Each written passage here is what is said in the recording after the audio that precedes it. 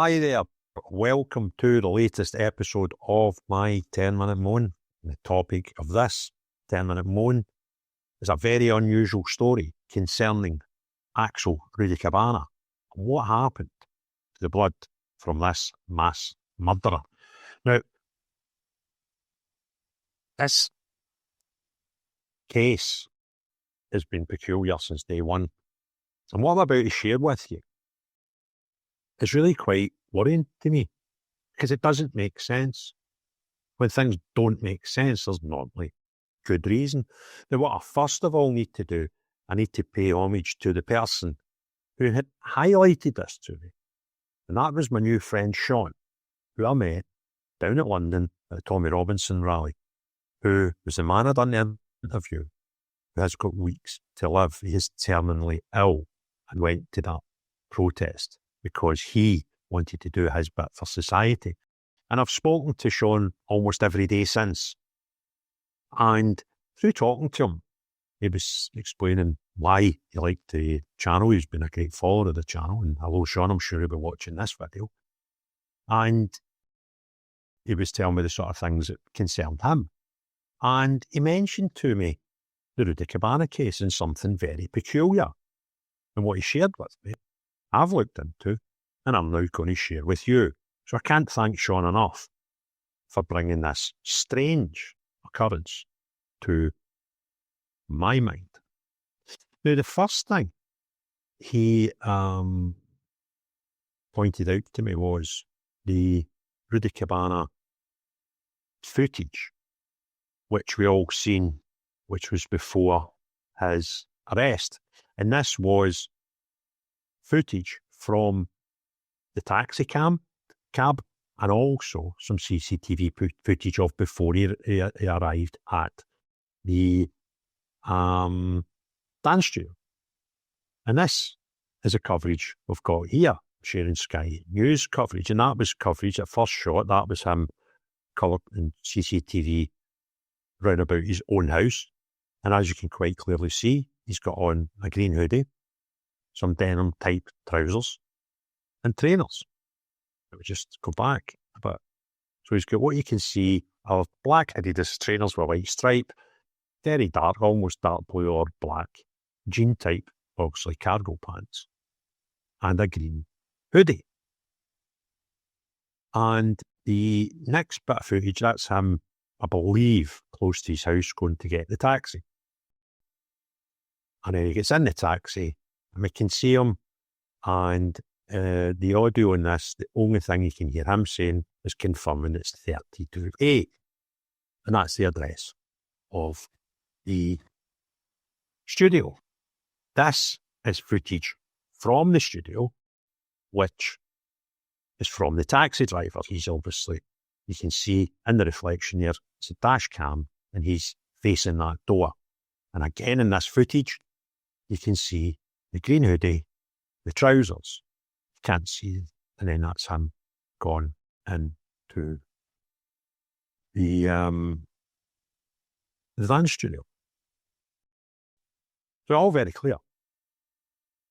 But the next video is a video that's been doing the rounds that I just simply wasn't aware of. A video I didn't know existed, but it's been in the public domain for some time. And it's Rudakubana being arrested. So let me just get this video. In this video, oh, where are we? Press the wrong button. I want this. It's going to take that back a bit. So in this video, this is for one of the Manchester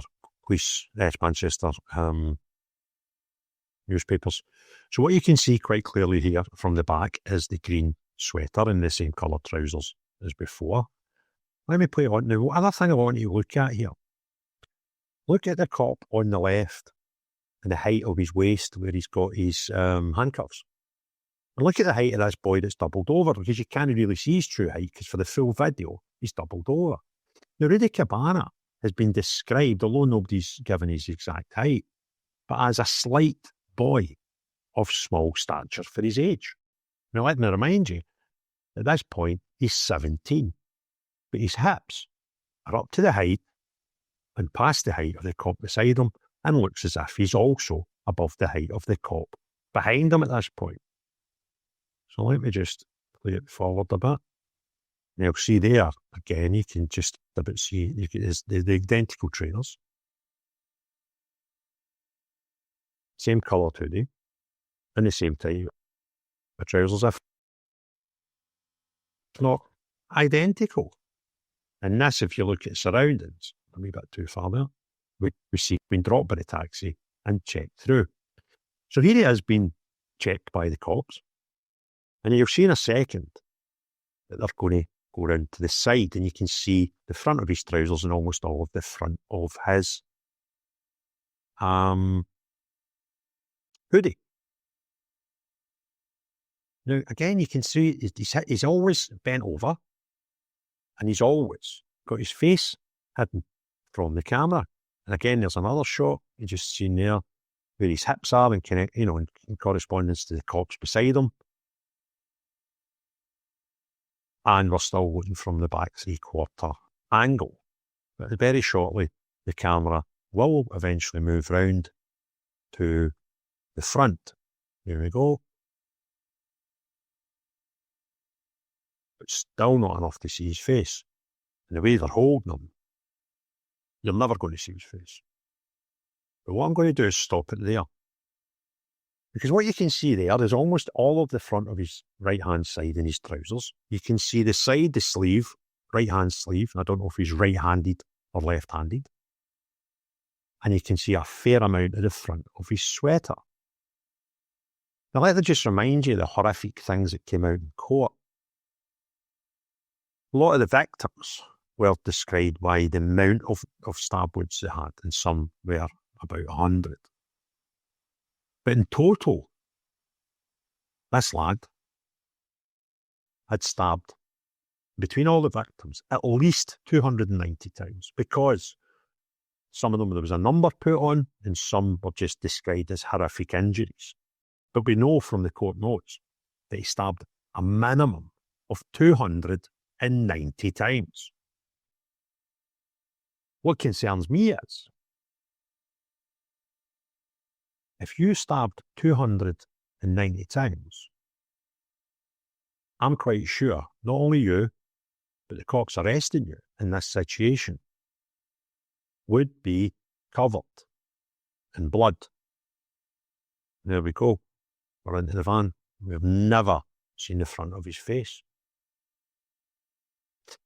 So when you consider the horrific, I'm sorry to bring this image back into your head, but if you consider the horrific images we saw at Lee Rigby's death, when he had one victim, look at this boy here. We've got cops, there's that cop there to his right without gloves on. We've got cops there with perfect white shirts that after handling a man, or a boy rather, who stabbed victims 290 plus times with pristine white shirts. And a boy that if you, the only thing we can use is hip height. If he was standing up, I believe he would drown out some of the officers in height.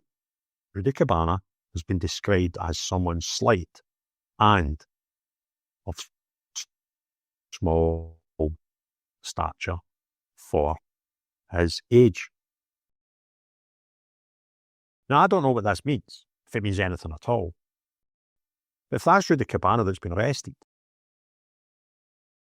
did he get changed before the cops arrived and put on shoes, trousers, and a hoodie that were identical to the ones he had? Is it maybe not Rudakubana? And this video was just a mock-up because they didn't want to release the footage of Rudakubana being arrested. I don't know, is the honest answer. But I do know there's an inquiry going on right now into this whole thing and how it happened. So they probably won't consider this either. But I just find this really, really peculiar. I don't know what the truth is. I don't know what I've just watched. But I kind of don't think I've watched the guy who is plunging 290 times in a frenzied attack which saw the horrific death of 3 children. So I don't know what I'm looking at. I don't think it's what we are told it is. And I don't know, I'm not suggesting any other magic conspiracy theories. It could be that the decision was made that the footage from the cameras may just have been too horrific to share with anybody. But I can't see how that video that we've just watched was the footage of someone who'd stabbed 290 plus times in a frenzied attack. So again, I'd just like to thank my new friend Sean for pointing this out to me. I hope I've done him justice with the video. If you want others to see this video, then do 3 things. Click a thumbs up, put your comments below, or hit the share button. That'll help the algorithm put it into more people's timelines. If you've not already done so, please subscribe to the channel and hit the notification bell. They'll let you know when I put out new videos. But more important than all that, unless you're the type of person that kills 3 children horrifically, such a horrific manner, or the type of people who wanted to bury some of the details about that case, then not you. But everyone else, have a great day. Cheery bye now.